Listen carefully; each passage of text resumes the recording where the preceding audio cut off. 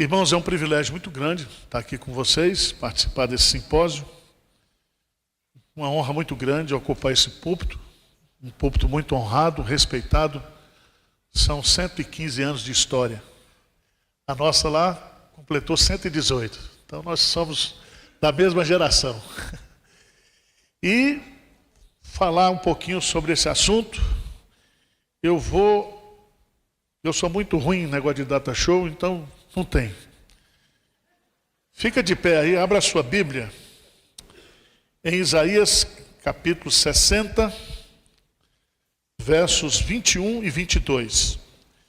Eu vou dar para vocês o embasamento bíblico sobre todo crente é um discípulo e um discipulador. Todo crente é um missionário. Ser discípulo é a identidade nossa. Nós temos muitos nomes: filhos, mordomos, servos, santos, amados. Mas eu queria focar nessa questão do discipulado. Nós vamos ler esse texto, depois vamos ler um texto em Colossenses. Então vamos juntos, Isaías capítulo 60, 21 e 22. O que diz? Todos os do teu povo serão justos, para sempre herdarão a terra. Serão renovos por mim plantados, obra das minhas mãos, para que eu seja glorificado. O menor virá a ser 1000, e o mínimo uma nação forte. Eu, o Senhor, a seu tempo, farei isso prontamente. Amém. Pode sentar. Eu e você temos todo dia, ou pelo menos todo domingo, fazer duas perguntas básicas. Primeira pergunta: o que é a igreja? O que é a igreja? Segundo, o que eu estou fazendo na igreja? Qual é o meu papel? Qual é a minha missão dentro da igreja? Nós precisamos, para entender a missão, ter um conceito eclesiológico, bíblico, do que é a igreja. E quando você estuda esse assunto, biblicamente falando, o conceito é muito simples. Igreja é o povo de Deus. Em todos os tempos, em todas as épocas, são os eleitos de Deus na história, aqueles que foram comprados por Cristo. Então, igreja é gente, igreja é povo, e povo complicado. E povo complicado. É povo exclusivo de Deus, é povo santo, é nação real, mas é gente de confusão, rebelde, barraqueiro. Então, ao mesmo tempo que nós temos os conceitos bíblicos de igreja, que são fantásticos, são consoladores, nós vivemos na igreja real, na igreja militante, cujo espaço crescem juntos e não podem ser separados joio e trigo. Isso é muito importante a gente entender. Igreja é o povo de Deus. Depois de Deus, as coisas mais importantes são as pessoas. As pessoas. Segunda coisa, o que eu estou fazendo na igreja? Por que Cristo me salvou? Por que Cristo me redimiu? Foi para me dar salvação? Foi. Ele me comprou. Eu sou dele. E aí eu sou um adorador. Aí eu sou um servo, um filho. Mas eu também sou o quê? Um missionário. Pastor arrebentou aqui. Somos um povo enviado. E a nossa missão é a continuação da missão de Deus. Assim como o Pai me enviou, eu também vos envio. A única razão por que a igreja não foi arrebatada ainda, sabe qual é? É porque nós temos que completar a missão. o evangelho do reino será pregado a todas as nações, então virá o quê? O fim. O fim só virá quando... E a missão não é minha, a missão é de Deus. Não é Deus que entra na minha agenda. Eu estou na agenda de Deus. Amém? Você vive nessa igreja, Deus lhe deu uma igreja para você congregar, Deus colocou você dentro de uma comunidade, e você está aqui, e você tem que saber o que é a igreja, e você tem que saber por que você está dentro da igreja. É muito importante a gente entender que houve um desvio teológico, eu diria desde o século passado, do ponto de vista do estudo da eclesiologia. A gente se lembra lá do concílio, se eu não me engano, o concílio de Calcedônia, que definiu quais são as 4 marcas da igreja. Lembra disso? Unidade, universalidade, santidade e apostolicidade. Essas 4 marcas. Quando você for estudar no seminário, e eu fui fruto desse seminário, todas as teologias sistemáticas, inclusive Berkhoff e outros aí, eles tiraram essa ideia de apostolicidade. Só deixaram 3 marcas. Por quê? Porque nessa questão da apostolicidade, a Igreja Católica Apostólica Romana criou o sistema de clero e laicato. Ou seja, na igreja existe o clero, que são os líderes espirituais, e lá está o quê? O povo, os leigos.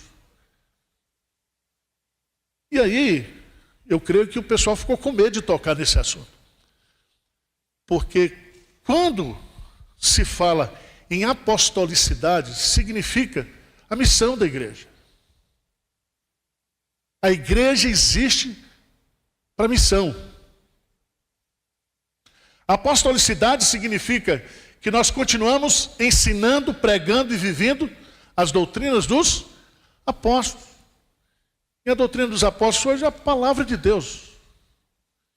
Então nós somos uma igreja enviada. E não há diferença entre leigos e clero. Isso é uma distinção blasfêmia. Todos nós temos responsabilidade, eu como pastor tenho uma responsabilidade, e eu vou prestar conta a Deus. E você como membro da igreja, do mesmo jeito. Quando Pedro começa a sua carta a saudar os crentes, ele diz que nós temos a mesma fé comum.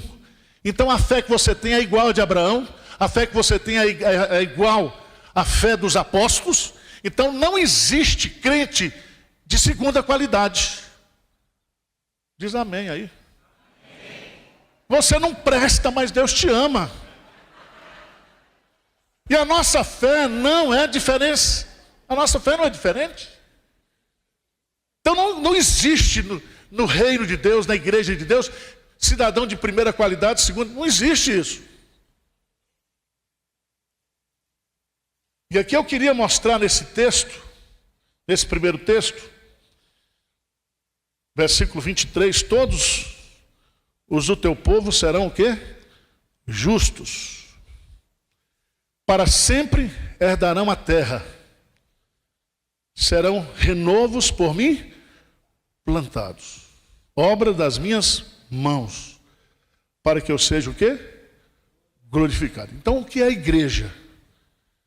A igreja é o povo justificado e o quê? Plantado pelo Senhor. Se eu e você, nós fazemos parte da igreja, foi porque Deus quis que nós fizéssemos parte da igreja. Então nós fomos plantados. Lembra do Salmo 1? Que o justo não é uma árvore que brota, mas é uma árvore que é plantada.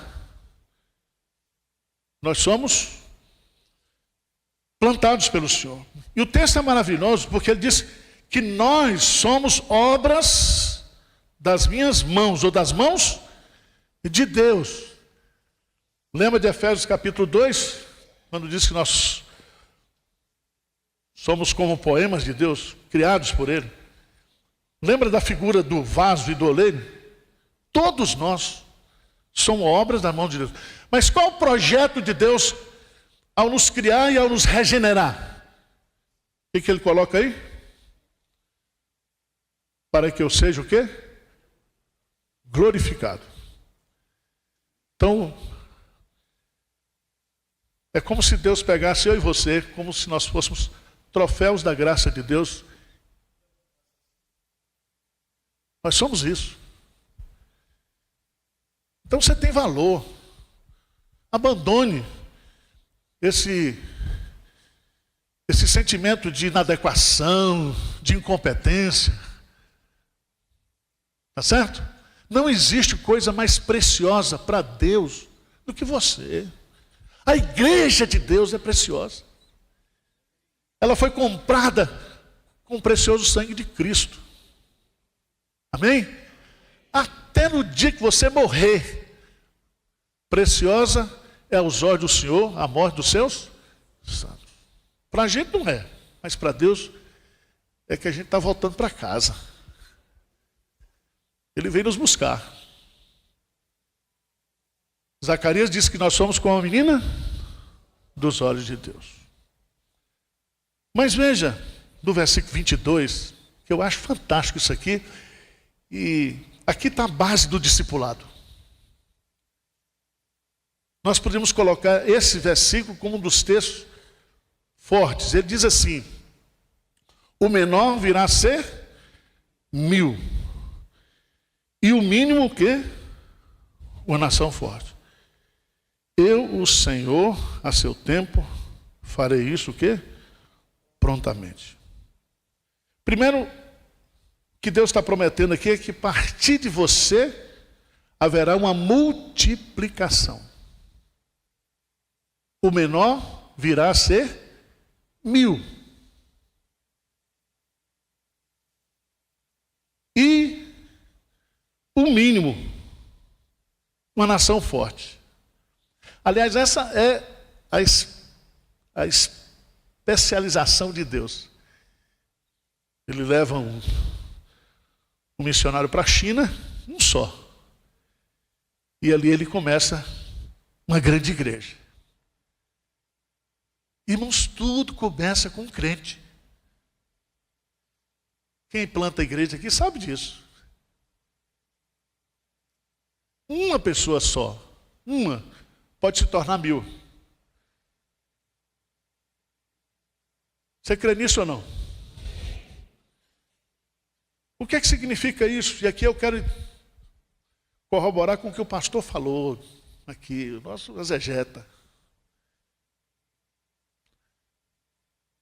Discipulado é reprodução, é coisa orgânica. Não fostes vós que escolhestes a mim, mas eu vos escolhi a vós e vos nomeei para que vades e deis fruto. E o vosso fruto o quê? Permaneça. Qual é o fruto que permanece? Se você pegar João 15, você vai descobrir ali que nós estamos unidos a Cristo. Mas ele diz, não somente nós estamos unidos, nós permanecemos em Cristo. E se nós permanecemos em Cristo, é para que nós frutifiquemos. E ele, Jesus disse, nisto é glorificado meu Pai, que deis o quê? Muitos frutos. Então você está aqui na igreja, e você é membro da igreja, você foi salvo para virar 1000. Você é o mínimo, mas Deus quer fazer de você uma nação forte. Vocês estão entendendo isso ou não? Deus começa tudo com um homem, com uma pessoa.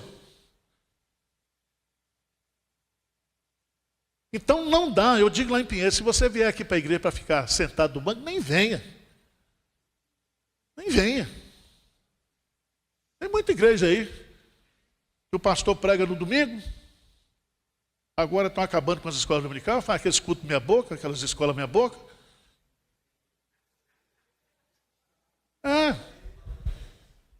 Uma igreja dessa aqui tem que estar aberta todo dia. Aqui, todo dia. Isso é aula que os neopentecostais deram para a gente. E tem que botar uma placa bem grande, para de sofrer. Isso aqui vai entupir de gente. Então, irmãos, igreja, 24 horas. O pastor colocou, é estilo, é vida, é dinâmica. Então nós precisamos entender isso. Você está aqui. E você existe como igreja, porque você foi feito povo de Deus. E você foi feito para ser produtivo. Para reproduzir espiritualmente. Para influenciar espiritualmente.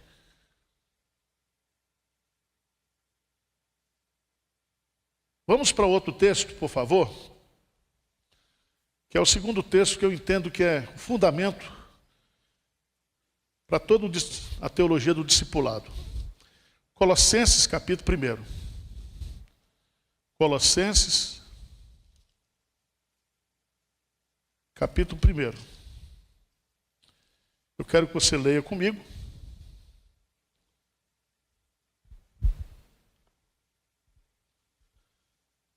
Vamos ler a partir do versículo 26, só para a gente, os dois últimos versículos, 28 e 29, que ele diz assim, vamos lá, 26, o mistério que estiver oculto nos séculos e das gerações, agora todavia se manifestou aos quais Deus que dá a conhecer, qual seja a riqueza da glória desse mistério entre os gentios, isto é, Cristo em vós, a esperança da glória. Agora vamos ler forte, os versos 28 e 29. O qual nós anunciamos, advertindo a todo homem e ensinando a todo homem em toda a sabedoria, a fim de que apresentemos todo homem perfeito em Cristo. Para isso é que eu também me afadigo, esforçando-me o mais possível, segundo a sua eficácia que opera eficientemente em mim. Veja que Paulo aqui, ele vai nos anunciar um resumo do seu ministério, propósito do seu ministério. O seu ministério é pregar, é anunciar a Cristo, a fim de dar a conhecer qual seja a riqueza da glória desse evangelho. Mas há detalhes aqui, no versículo 28, que eu queria destacar.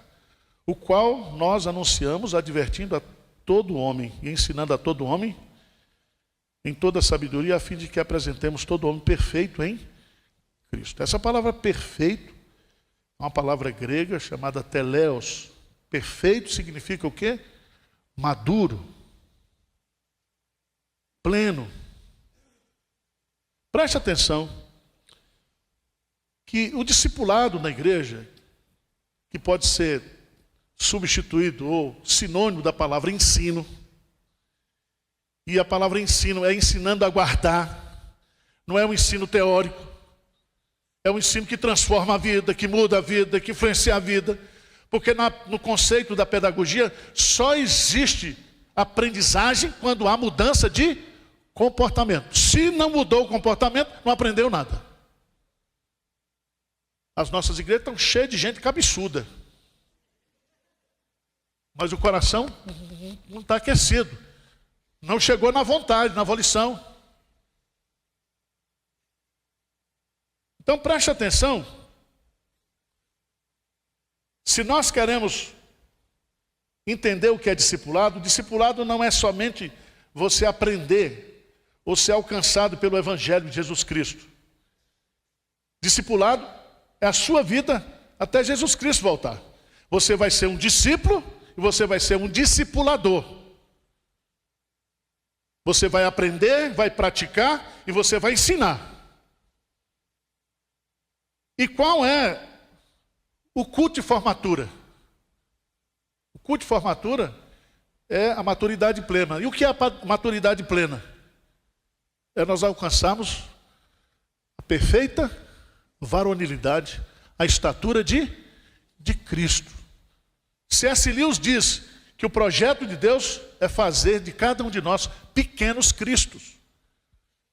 Nós somos predestinados, chamados, justificados, glorificados, para sermos conformados à imagem de Jesus. Paulo coloca isso em Filipenses capítulo 3.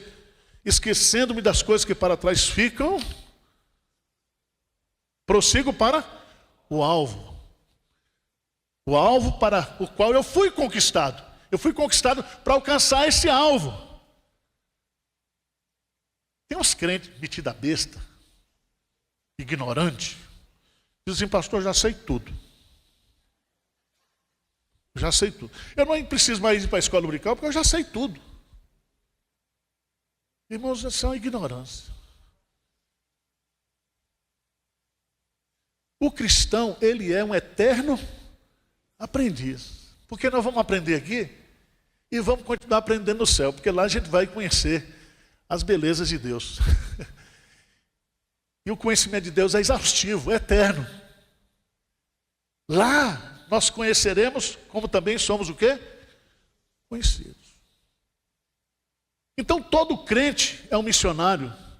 Todo coração sem Jesus é um campo missionário. Você está na igreja, foi feito povo de Deus, alcançou a misericórdia para que você seja um reprodutor. E o alvo de Deus é que você alcance o que é a plena maturidade. Vocês sabem que na vida, quando a gente começa a melhorar como crente, e eu estou com medo que eu estou entrando nessa fase. Você começa a ter mais experiência cristã, aí você morre.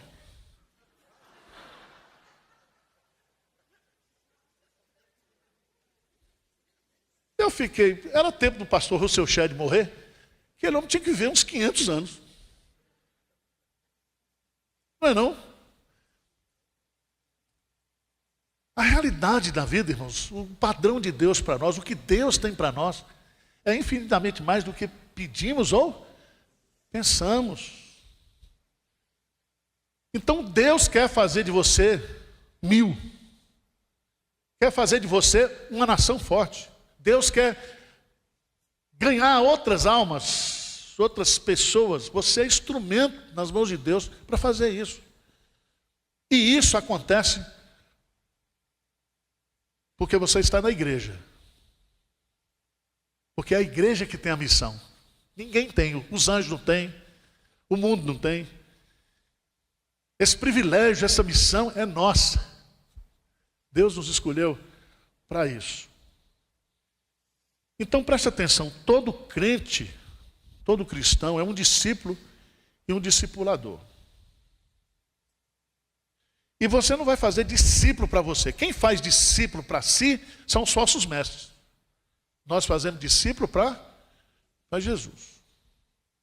E se você é um discípulo de Jesus, como diz o pastor aqui, você tem que refletir na sua vida a pessoa de Cristo. O mundo vai ver Cristo através da igreja. Lembra que Jesus diz lá, se amardes uns aos outros. O mundo verá, reconhecerá que vocês são meus verdadeiros discípulos, se amardes uns aos outros. Então isso aqui já é um avivamento. Batista, presbiteriano. Nós não estamos discutindo se é com pouca água, muita água. Porque tem gente que escreve tese de doutorado sobre isso. Outro dia um rapaz me deu um livro assim de umas 600 páginas. Pastor, minha tese de doutorado. Eu falei, mas o que diz aqui? Porque o bicho está grosso. Eles, não, eu discuti aí Romanos capítulo 7. Eu falei, o que você discutiu lá? É que lá tem... Quem é aquele eu de Paulo?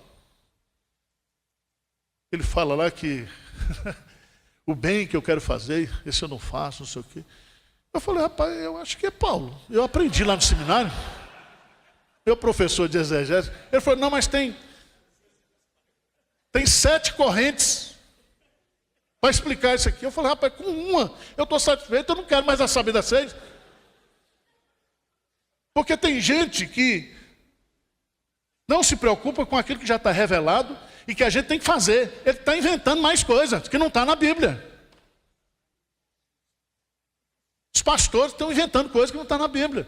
Fazendo programa de igreja. Igreja existe para missão. Essa igreja aqui vai ser revitalizada e está sendo revitalizada pelo poder da palavra de Deus. E na hora que vocês voltarem a ser uma grande igreja missionária, onde a paixão de Deus vai estar no coração de vocês pelos perdidos. Eu me lembro da Assembleia de Deus, lá no interior, o cachaceiro se convertia no domingo. Na segunda ele estava dando testemunho na praça pública. Então, a igreja perdeu o fervor missionário.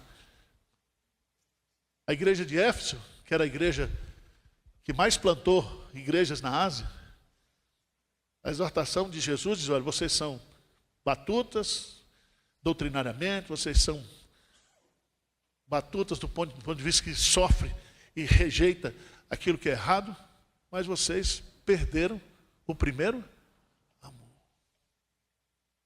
O primeiro amor da igreja é o amor de Deus pelos perdidos.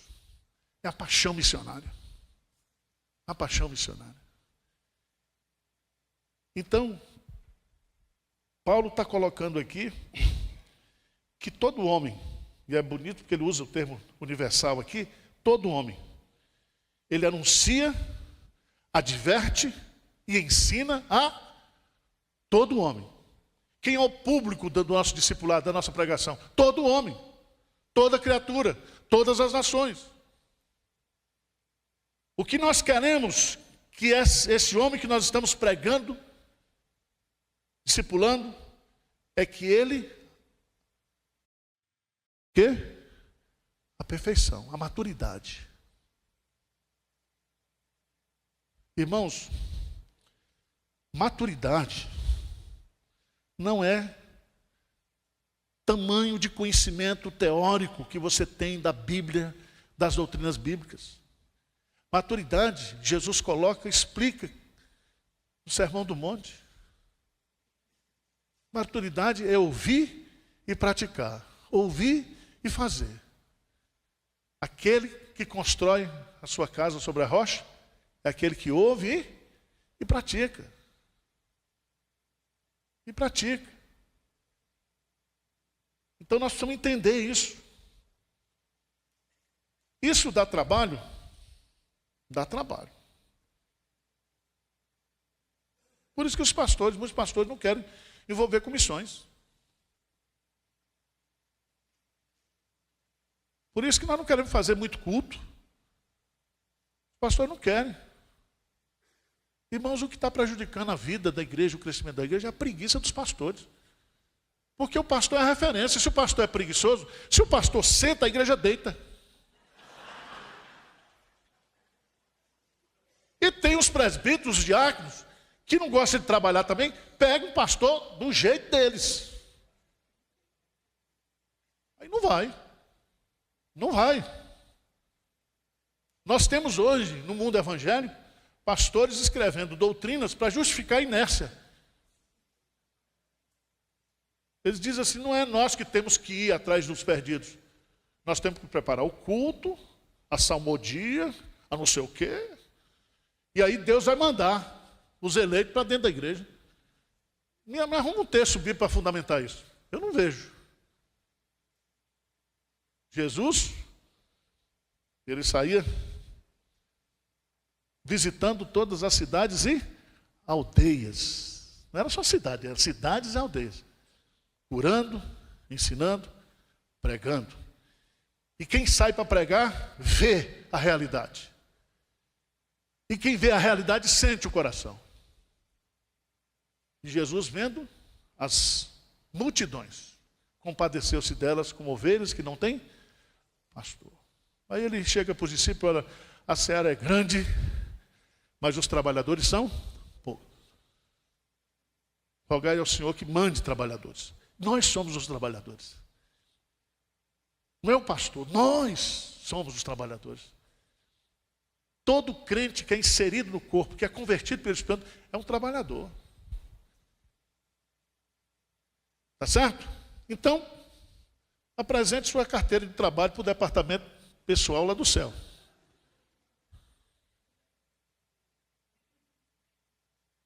Você vai ver. Uma igreja missionária não tem tempo para ficar brigando, para ficar discutindo. Igreja missionária, a paixão dela é conversão, é transformação de vida. O pastor prega no domingo e a igreja está orando para que coisas extraordinárias aconteçam no culto. Gente se converta, crente que estava desviado volta, marido que está brigando com mulher se reconcilie. A igreja tem que ter expectativa da ação de Deus na transformação de vidas. Eu falei com o pastor Hernando, não, pastor, o senhor não estava aqui e tinha conversão. Agora com o senhor, que é peso pesado, tem que ter mais. E nós temos que agarrar com Deus, nós temos que ter expectativa, porque é Deus que faz. E Ele quer fazer. E Ele quer fazer através de você. Através de você. Há um estudo que mostra que todas as igrejas que estão estagnadas e morrendo é porque saíram do foco de missões. Porque o foco de missões põe a igreja para orar. O foco de missões põe a igreja para trabalhar. O foco de missões acaba com a fofoca da igreja. Não tem tempo.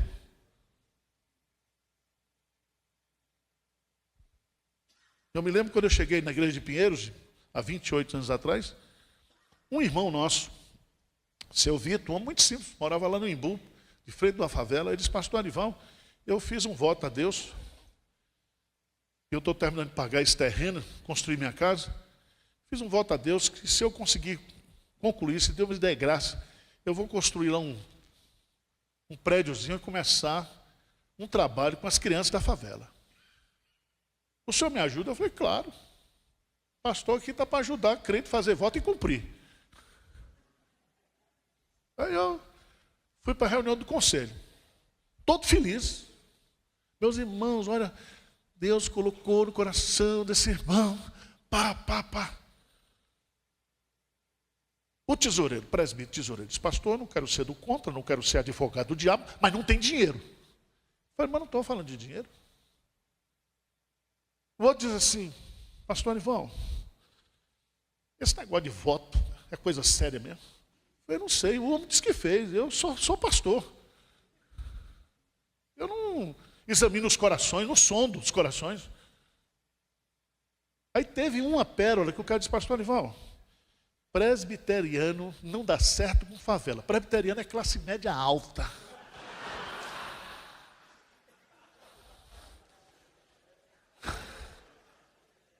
Irmãos, depois de 40 minutos de discussão, eu falei, irmão, é o seguinte, uma proposta, põe aqui na ata, porque presbiteriano tem que estar na ata. Põe na ata aí que vocês me autorizam a começar uma congregação em 60 dias. Eu vou começar. 60 dias, se não der certo, aí a gente encerra esse assunto. Aí no domingo, eu chamei as esposas dos presbíteros que era contra. Tem que ter estratégia. Tinha que ir, sair de casa às 8 horas da manhã para lá para o Imbu das Artes, Jardim Santa Teresa. Começou lá num local emprestado. Irmãos, em 60 dias tinha 150 crianças. Seu Vitor pagou, construiu um prédiozinho. Depois nós conseguimos um dinheiro, compramos um terreno. Tem lá, hoje, uma igreja. Aquelas crianças que poderiam estar no tráfico, hoje são profissionais liberais, famílias transformadas, cuidando dessa igreja. Por que isso? Porque um homem fez um voto. Tudo começou com ele. Então Deus quer usar você para isso. Você está aqui para ser usado por Deus para isso. No seu prédio, no seu condomínio, no seu trabalho, Deus vai dar ideias para você. Então todos nós somos discípulos, todos nós somos o quê? Discipuladores. O nosso papel é investir na vida de pessoas para que essas pessoas alcancem o quê? A maturidade. Só forma quando for transformado igual a Jesus. Então, vai demorar. Veja lá, 2 Timóteo, capítulo 3, que é a mesma palavra.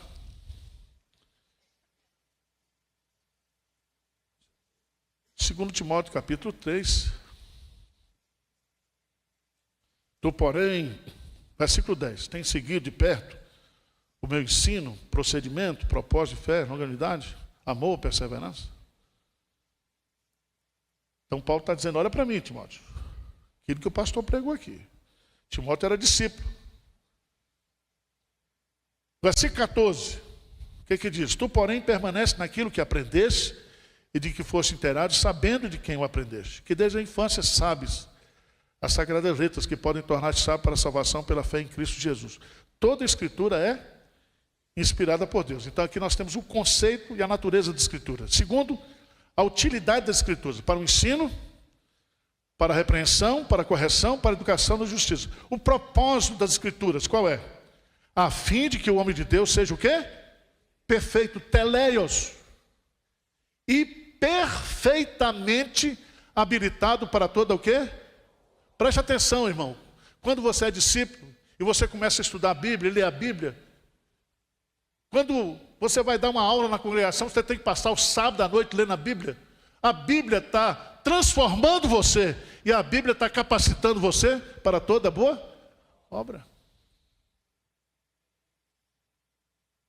Então, a Bíblia é o instrumento que vai produzir a transformação do caráter e a capacitação para o serviço. Então nós temos que estar agarrados com a Bíblia.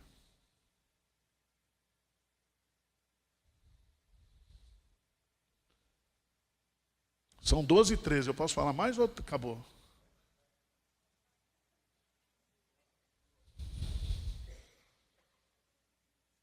Meus irmãos,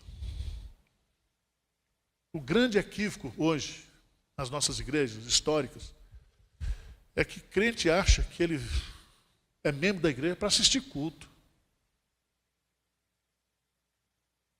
Eu quase me infarto quando um crente no domingo, e às vezes no culto às 11, ele chega para mim na saída que eu fico cumprimentando. Ele diz, pastor, até domingo que vem. Eu falei, rapaz, você não está entendendo o que é a igreja? Quer dizer que o desgramado, ele acha que ser crente e ser membro da igreja é vir no domingo, assistir o culto das 11, e ainda depois o sermão foi bom, o sermão foi ruim, o sermão foi isso, o sermão foi isso. Não caiu a ficha do cara, meu. Eu estava acompanhando o trabalho do pastor Sumé lá no Egito, a igreja presbiteriana lá do Cairo. Ele só faz uma pergunta só, para fazer a pública profissão de fé e batismo. Ele fala assim, você está pronto para morrer por Cristo? Não está, volta. Você está pronto? Uma pergunta para você, se fossem levantadas provas contra você, para provar que você é um cristão, você seria condenado hoje? Tem provas? Tem evidências na sua vida que revelam que você é uma nova criatura? Ou você acha que ser nova criatura é saber as confissões de fé, os símbolos de fé da igreja? A Bíblia diz, Jesus diz, que o critério é, pelos frutos conhecereis. Frutos, irmãos. Veja que isso é tão profundo na Bíblia. Porque se você não tem o significado do que é a vida cristã, você está feito Zeca Pagodinho, deixa a vida me levar. Eu vou pegar um texto. Santo Agostinho, ele diz assim, que no dia que a gente compreender que a vida é um presente de Deus, uma dádiva de Deus, para nós realizarmos a missão de Deus, a gente encontrou o sentido da vida.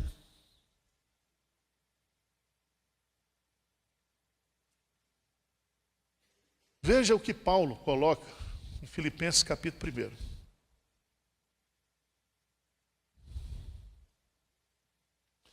Filipenses capítulo 1.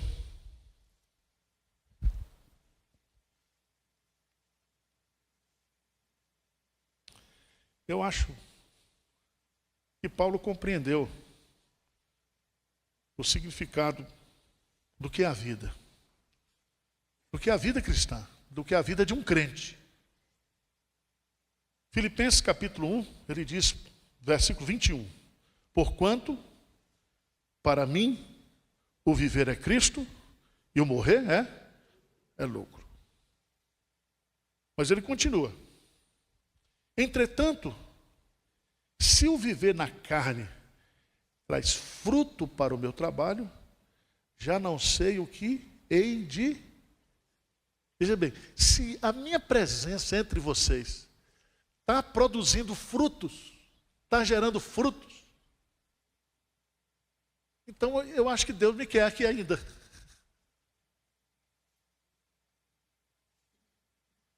Deu para entender o que Paulo está ensinando para a gente aqui?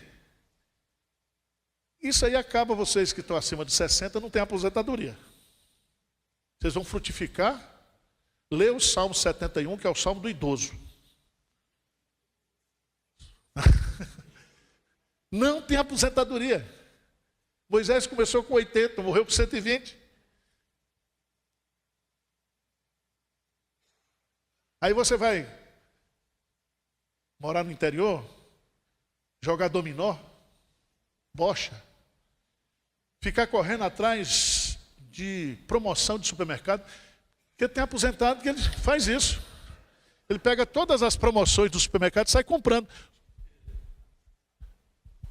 Só o que ele gasta de combustível é porque ele não tem o que fazer. Mas ele podia estar aqui na igreja. Ele podia dizer para o pastor, pastor, eu vou abrir a igreja aqui meio-dia para fazer um culto de oração aqui, para a gente orar pelo povo aqui. Podia ou não podia?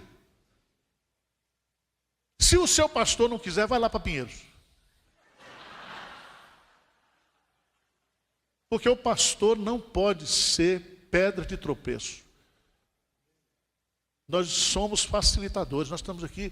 O crente quer orar, a gente motiva. O crente quer testemunhar, motiva. Tá certo? Até às vezes, a gente sabe que da fragilidade da pessoa. Eu me lembro de uma irmã nossa, Maria Chagas. Ela disse, pastor, eu estou me aposentando, sou enfermeira no Hospital das Clínicas, mas Deus colocou no meu coração ser capelã de cemitério. Eu falei, minha irmã, capelã. Por quê, pastor? Eu já fiz o curso. O senhor me dá os evangelhos, que a gente faz 100, 200 mil evangelhos de João todo ano na igreja. Botar na mão dos crentes. Semente. O senhor vai lá. Eu, por exemplo, vou lá para o cemitério. E aí, se a pessoa passar mal, eu dou o remedinho, eu meço a pressão, eu prego. Rapaz, minha irmã, tudo bem. Aí eu fui com ela lá no cemitério dos protestantes, lá no Morumbi. Falei lá com a turma, gente, olha, missionária, de graça. Arrumaram um cantinho para ela, uma salinha para ela, ela ficou lá. Mas o mais interessante foi no dia da posse dela. Porque ela era muito feia. É que não existe crente bonito, né? Crente feio, todo crente é bonito. A beleza é de Cristo. E ela chegou toda de branco. Parecia aquele negócio da Universal de tirar baixo, de expulsar demônio. Eu falei, a senhora vai assim? Eu falei, pastor. Aí eu orei com ela, dei a posse, ela foi.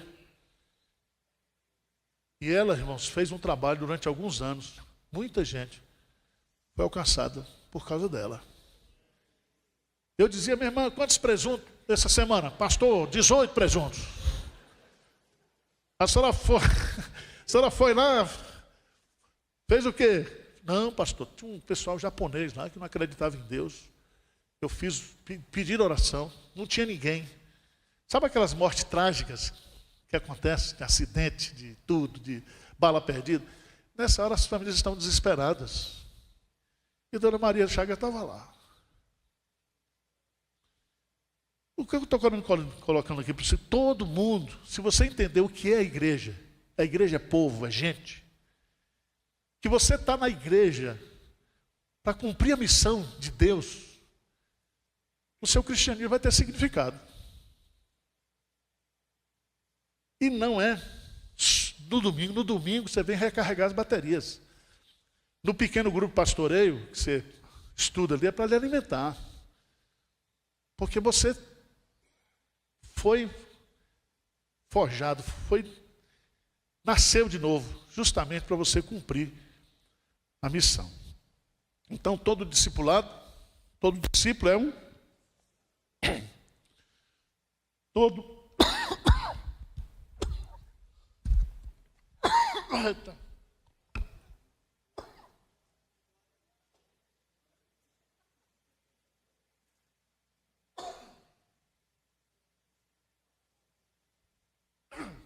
coisa do inimigo. Vamos ficar de pé, vamos orar?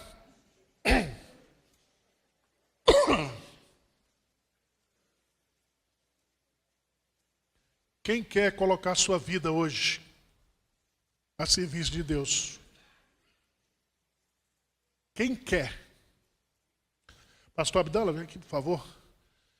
Sai daí, vem para cá. Você vai consagrar sua vida hoje, aqui, nesse simpósio, para Deus usar você. Se você é dessa igreja aqui, você hoje vai estar sendo empossado como missionário, discipulador, intercessor, um obreiro de Deus.